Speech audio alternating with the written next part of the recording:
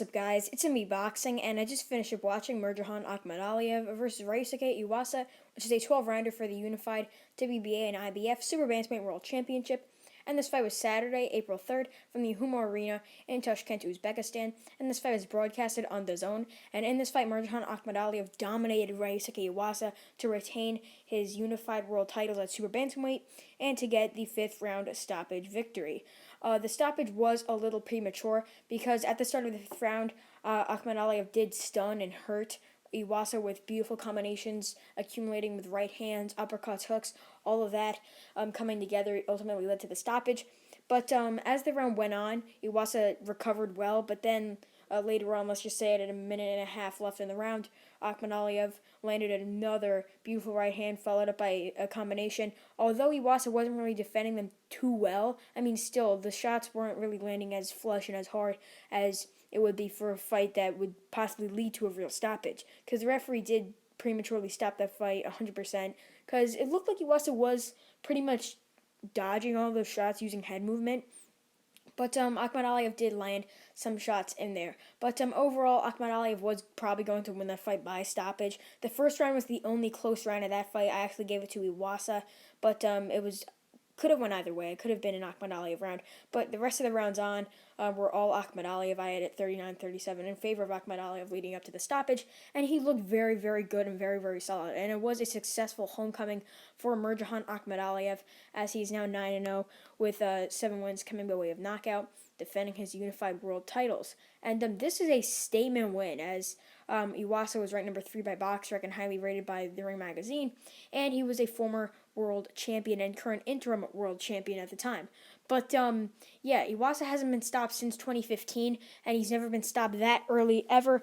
And Akhmadaliev was able to pick him apart inside 5 rounds, and it was really a destructive performance. I mean, he looked great. He was just landing beautiful combos round after round and dominating Ryosuke Iwasa. And this was just a very, very good win for him, as I was saying before. And what's next for Murodjon Akhmadaliev? I mean, I'm not really too sure what DAZN has for him next, honestly, because there's other guys in the division that are so good, like Ronnie Rios. He's in DAZN. I can see that fight happening, but he works with Golden Boy.